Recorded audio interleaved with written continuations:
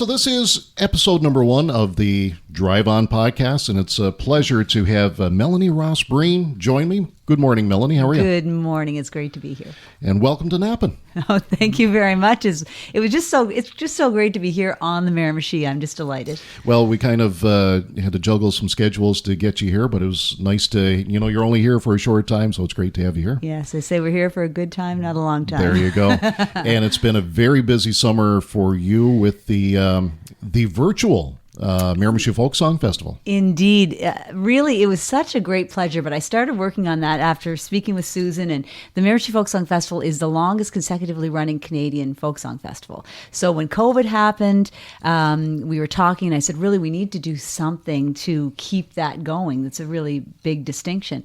So, of course, came up with the idea of a virtual festival, and then had to figure out how that was going to work, and not my skill set. I'm not a computer person. I'm not an editing person, but it was such a great pleasure to be in contact with so many artists and over 50 people. Just, and of course, it was emailing, calling, messenger, texting, however I could get a hold of people, and organizing that. And then in the end, after collecting all these videos and sorting everything out and formats and everything, I was really fortunate to have Shayla Morag-Steves of Red Bike Way of Life. Okay. She helped me out to compile that into the festival, and it was a great success. We had, I know our numbers were over 10,000 and maybe more, which is amazing. Yeah, very nice. And it's kind of interesting that you got Shayla involved, because she used to be a summer neighbor of yours. Absolutely. So she'd be my neighbor in the summer. We've known each other, goodness, since we were babies. And so she used to sing in the festival as well. And she's related to John McKay and Robert McKay. Okay. And she lived in where Davidson's Funeral Home is now, in the back road, for anybody who's from Miramichi. Yep. So she used to live in a house there. And we would spend our summers singing, and she sang at the festival. So when I asked her, she was just thrilled to be involved. Nice. Very nice. And like you said, many folks involved. And I was able to catch a few of the performances. And, what a great idea to be able to keep it going.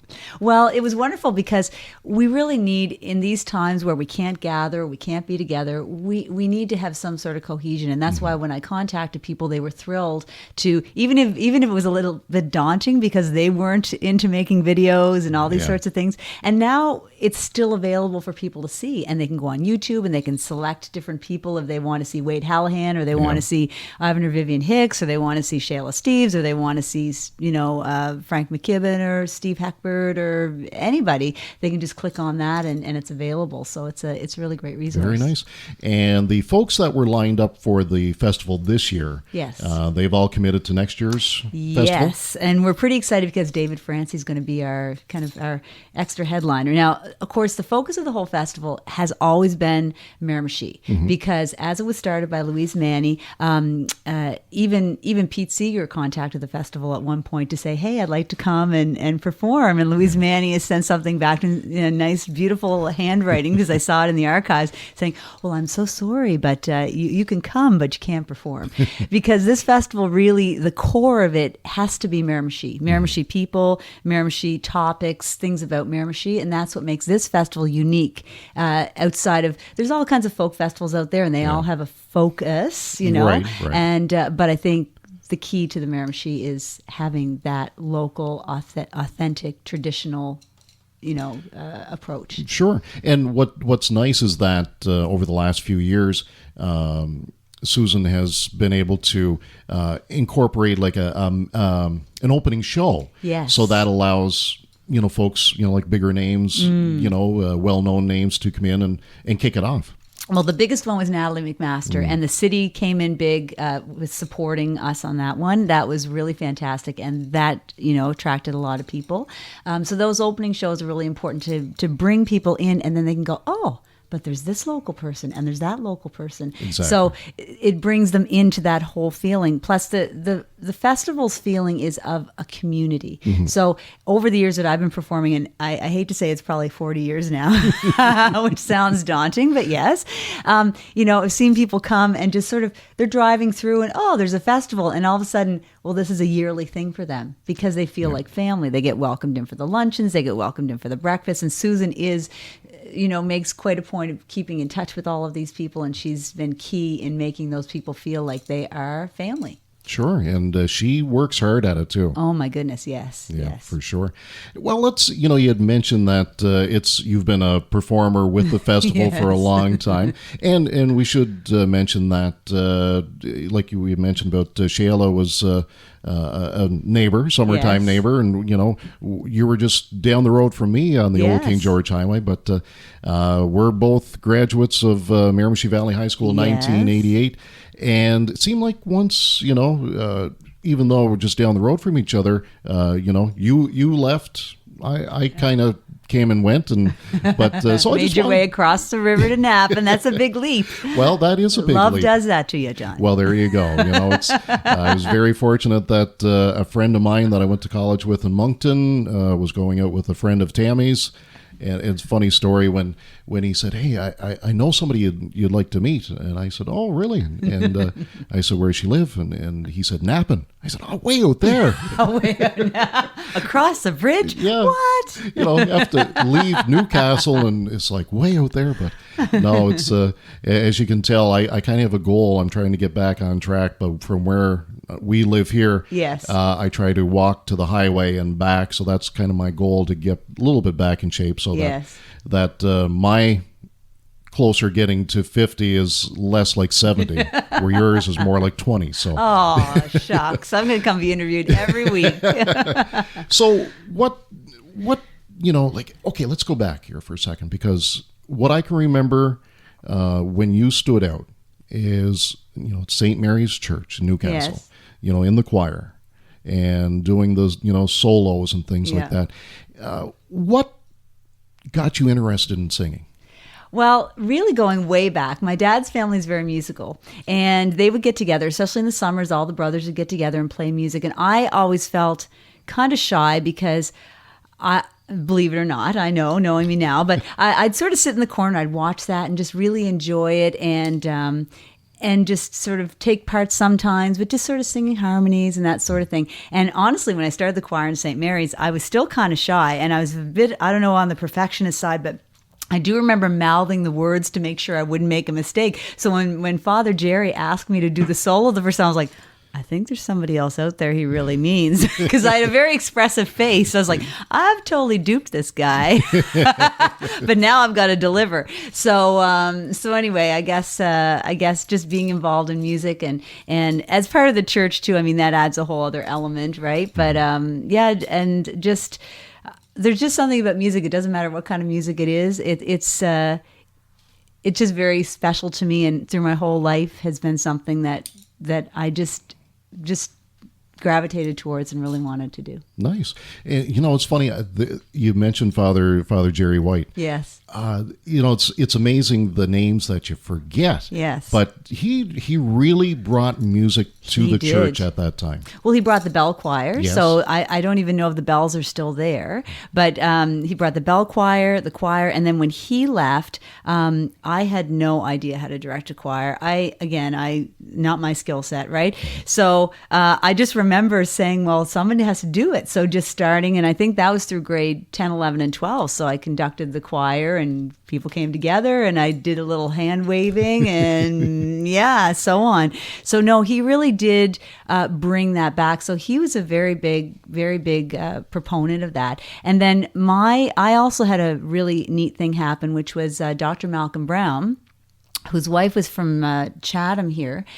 He was a professor in Calgary at the University of Calgary, and they came back here and retired down in Lower Newcastle. Okay. And he was related. His wife was related to Rob Curry, I think his aunt. So I'm trying to think of her name now. I wish I remembered that. But in any case, they retired here and they lived here for about 3 years, and that just happened to be when Father Jerry was here, and he knew Father Jerry, and so then Father Jerry arranged for me to have lessons with him. So I took lessons with him through really from grade 6 to grade 12, really, and then moved on to Mount Allison University. Okay. Well, not I actually no. He moved, and then I started taking lessons at Mount A. And Billy Hashey's daughter Karen was taking lessons, violin lessons there. So they were driving her down every 2 weeks. So I just hopped on board and took voice lessons, and then so it kind of continued through that, and then I went to Mount A and studied classical music, and kind of moved on to some different styles from there. Okay, interesting. Yeah. So that's where you got your training. You started in the church and eventually moved on to Mount A. Yeah. And so obviously, you've released a couple of CDs, I do believe. Yes. And so what took you from the point of, your vocal training to releasing CDs? Well, I guess when I graduated from Mount A, I thought I really want to live in a city. This is so exciting. I want to live in a city, and so of course, actually, it's a bit of a funny story. Since I'm making all kinds of Miramichi references, but I lived with Terry Manderville down. She was doing nursing school then, and she's from Derby, right? And I guess Millerton, to be specific. So it's so great to be able to say these things and not just say Miramichi, because when you're away from Miramichi, you just say Miramichi, and people are like, all generalized. So now I can say, okay, I can be specific. Yeah. So anyway, I was living with her. It was my first night in Halifax. I'm like, this is so great. So I walk out of the apartment building, and someone says, Melanie? Melanie Ross?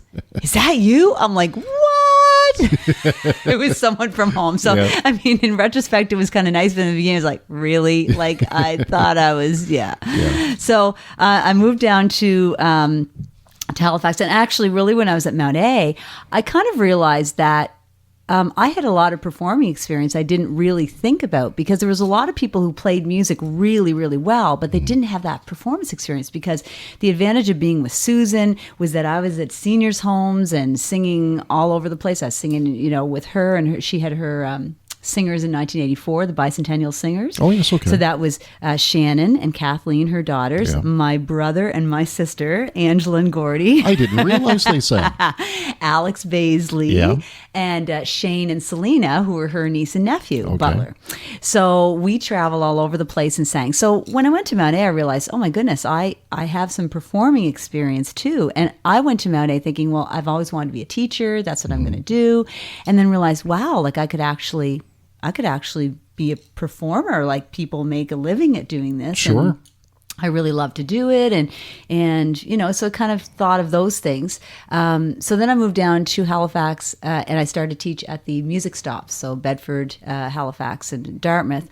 And I went to the library, and there was a sign up saying, looking for a folk singer for a group. So I took the little number, as we and I started in a little folk band, and that was the first recording, I suppose, that I made with a band. I had done a few here in Miramichi, with Susan and that sort of thing, and we made a cassette tape in the same studio as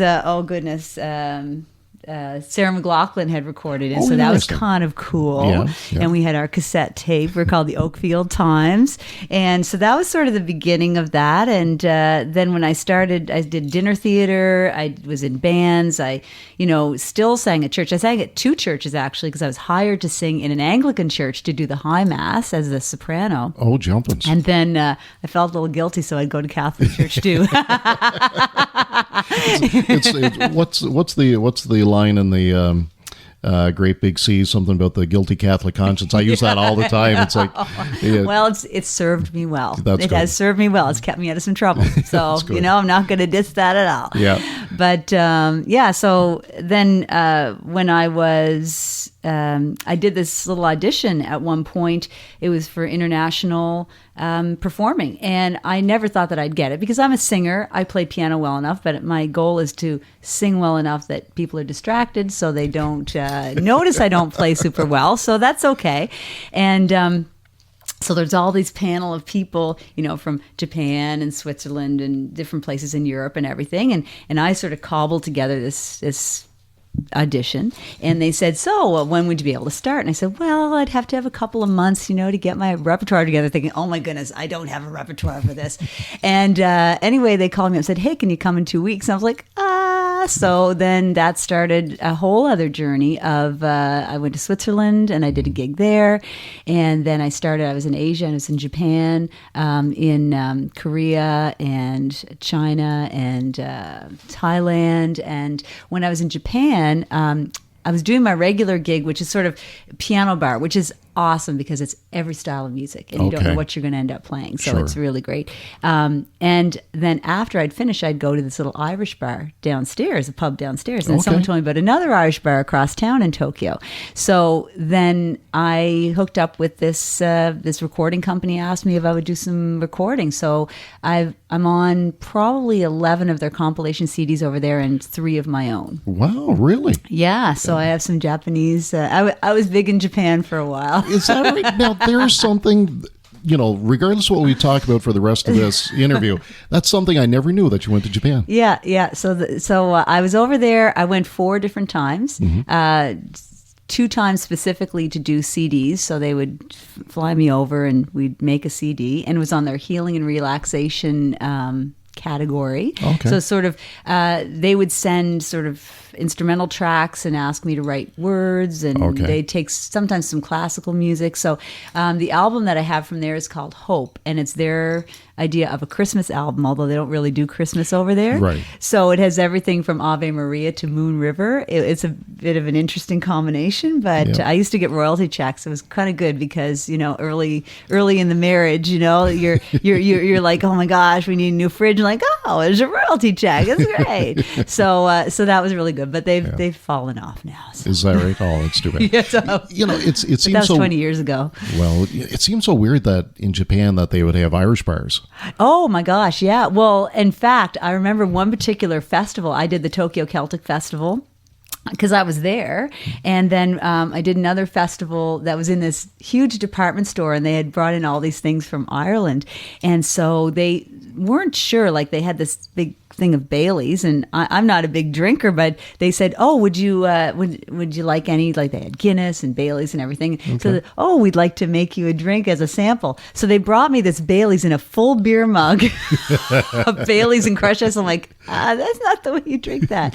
But anyway, so it's, you have the pockets of people who are expats who enjoy that kind of music. Right. And then you have, Japanese people who just really like that music, and they're really big fans of that kind of music, like Enya, and Riverdance was really big when I was there. Yes, that's right. In fact, I had a kind of a funny experience where how river dancers used to wear like the black tights and the black short skirts and the whatever, like a colorful top or something. Yeah. So I was walking one night in Tokyo, and I had sort of that kind of outfit, and someone came up to say, "Oh, are you from?" And Riverdance was in town. They're like, "Are you from Riverdance?" So I had a moment like, I can make this person's day and not tell the truth, or I can just, whatever, let it go. So I'm like, oh yes. And then they asked me to dance, and I'm like, so I'm dancing on the street. I'm like, oh my gosh, you're anyway, but they were so thrilled. They took their picture with me. I surely hope I don't get sued at some time. But anyway, so,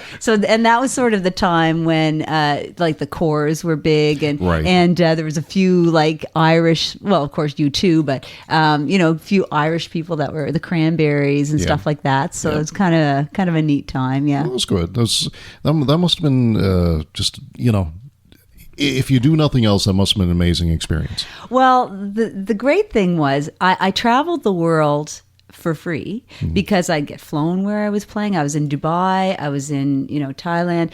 I'd get flown there. I would live in the hotel just like a guest. I would eat there. I mean, I'd have restrictions for certain restaurants and things, but I'd eat there. I'd get my laundry done. I'd live in a hotel room. I was living a very, very you didn't posh life. In addition to your performing, you didn't have to do a whole lot. No, I mean, I made a big effort to do things though, because I found like I only performed 2 or 3 hours a day. Okay. So I'd go and I might volunteer or go to school, teach English, or I would do something always in the day, and I always knew that.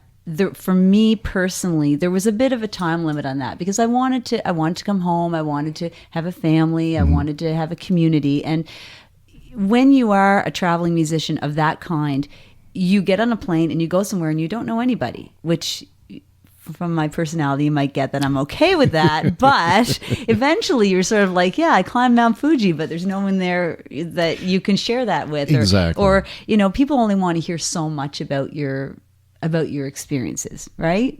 So there's no one you can really share that with. So that's kind of why at a certain point when I met my husband, so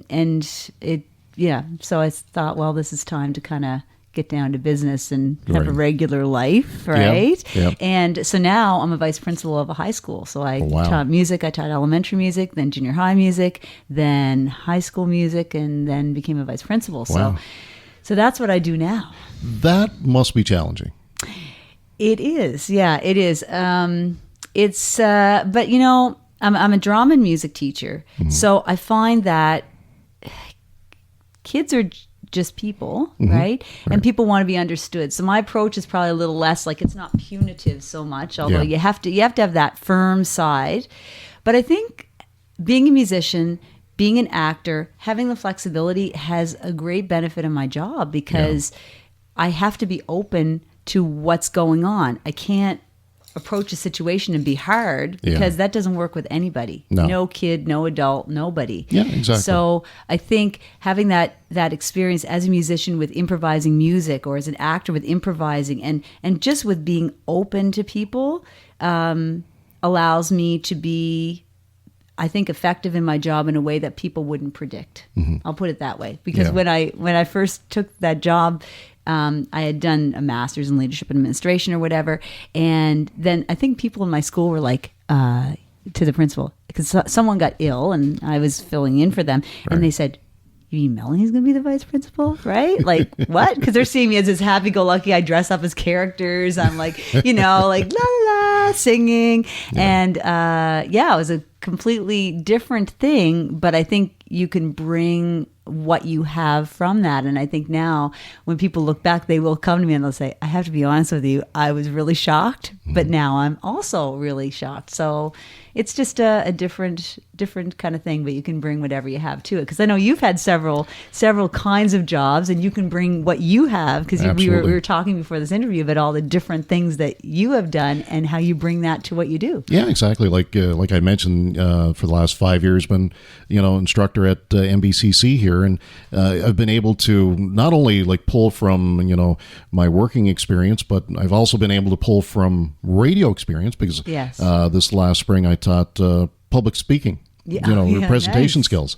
And so, and of course, which was hard, because the idea of the course is to get up in front of the class and present. Well, everybody was home online. Yeah. So what I did was I got them to, one of the final projects was to record a good news story about businesses during the COVID.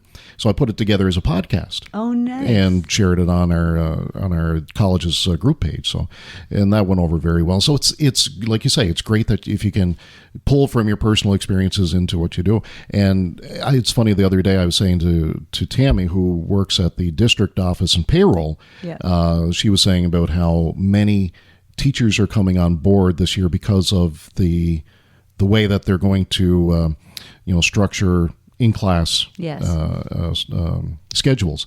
And I said, I don't know if I could go from college to school. Yes. Because it's one thing teaching adults, it's another thing teaching kids. So I admire that you're able to do that, and offer, like you say, offer something that's just not yes or no, structure, black and white. Yes. Do as I say, not do as I do, kind of thing. Yeah. Well, I think as we get older too, that whole flexibility and that understanding of people makes a big difference, right? Because I don't think there's any such thing as black and white. I think everything's sort of on that spectrum of black to white, right? Yeah. And interestingly enough, one of the courses I did teach was negotiations. Yes. So I do do that a lot. If student says, well, I'm not able to get the assignment in on that, in that time. It's like, okay, let's negotiate here. Yes. And because really in life, that's, what happens. You kind of, you try to meet in the middle somewhere and hopefully have the best outcome for both. Yes. Yeah. So teaching keeps you busy. Yes, very. And I have 2 girls too, and that's very busy too, a 16-year-old and a 14-year-old. So that was interesting during COVID. Well, it was funny because I had saved for 6 years to be on a leave during this time. Wow. And one of my goals was to be a stay-at-home mom. Mm-hmm. And I do this little finger thing that I'm doing that you can't see on the radio, sort of quotes, because, as you know, everybody was staying at home. Exactly. So that was interesting.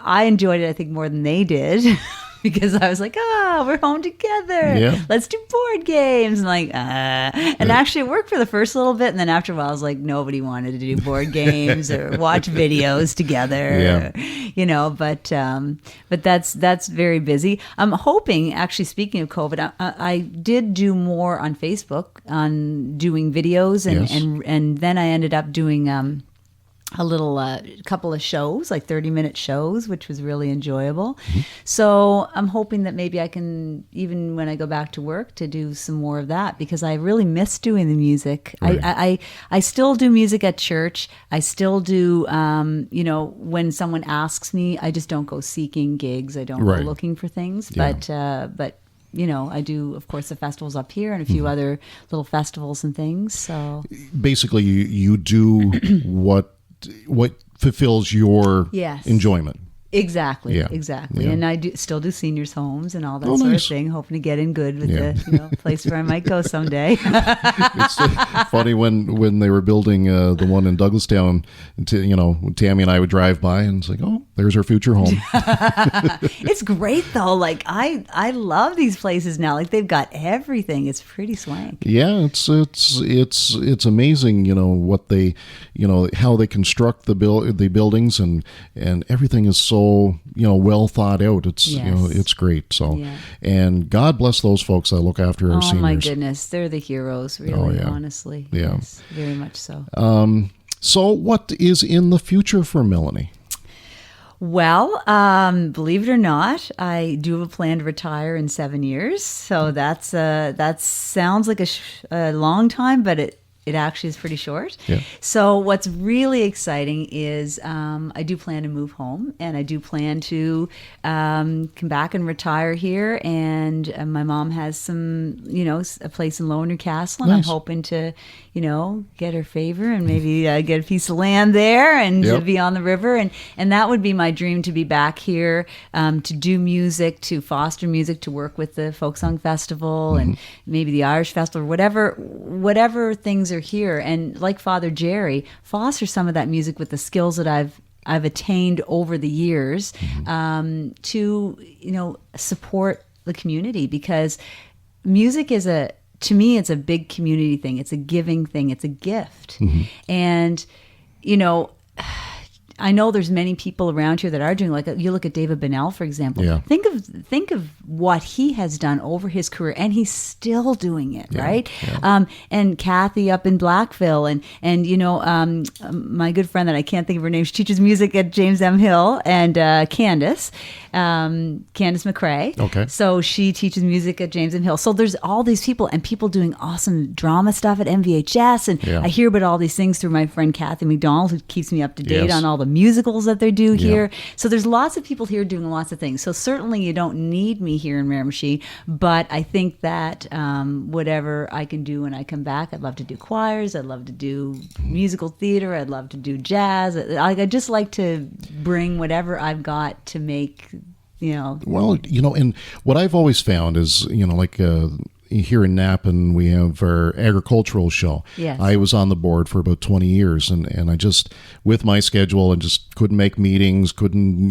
go to their work nights and stuff, but they still ask me for whatever reason to still announce. Yes. But what is nice is that, new blood comes in when, when the tired folks move on. Yes. And so that, when, your plan would probably work perfectly, for, some organizations that need new blood. Yes, absolutely. Yeah, so that's good. And, I find that the job I have now takes a lot of time and a lot of energy as a vice principal of a high school of 800 people, kids alone, and then you've got 77 staff, and you've got all kinds of things, right?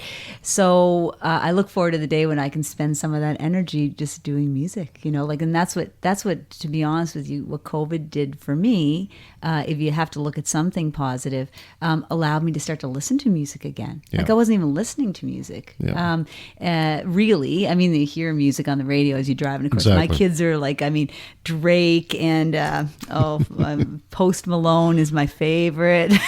The ones where he doesn't have swearing. Like I'm always saying, it's okay. It's got to be clean if it's playing in my car. So, and some of these things. So, I mean, really listening to music that really nourishes me and taking the time. Like I learned how to make a playlist. Woo! That Wow. was a big deal. Yeah. That's In good. fact, I was doing, for years, I kept this list on my phone of songs. Every time I'd hear one, I'd think, oh, that's a good one for the girls. I had like a mom's playlist for the girls. Yeah. So I learned how to make a playlist. That was the first playlist I made. And I think there was like 50 some songs, or anyway, it's like a lot. And so I was like, this is so easy. I could do this. And I was so proud of myself. And then I went out and I showed them and like, oh yeah, but you can't share that with. So I'm like, what? And anyway, it turned out I could. But anyway, so now, yeah, I'm all about making playlists because it's like, good. I'll make a John Prine playlist. I'll make a, whatever playlist, Yeah. So it's, yeah. Yeah. You mentioned John Prine. That'll make Andrew Donovan very happy. I think Is he a big fan? Oh, he's sharing lots of stuff on Facebook, especially since John passed. I know, that was so sad. Did you see the concert that they did? No, I missed that. Yeah. Well, it's probably still available though on the Oh Boy, whatever. It was live at the time, so it's funny with I always catch things later. Yes. If there's going to be something live online, I usually don't catch it because chances are I'm doing something else. I find that usually late in the day is the time for me to catch up on things online. Yeah. But during the day, it's usually doing other things. But anyway, so you mentioned your school. Do you want to give them a shout out? Oh yeah, Prince Andrew High School in Dartmouth, Nova Scotia. Woo, Okay. woo. Yeah. Very So. nice.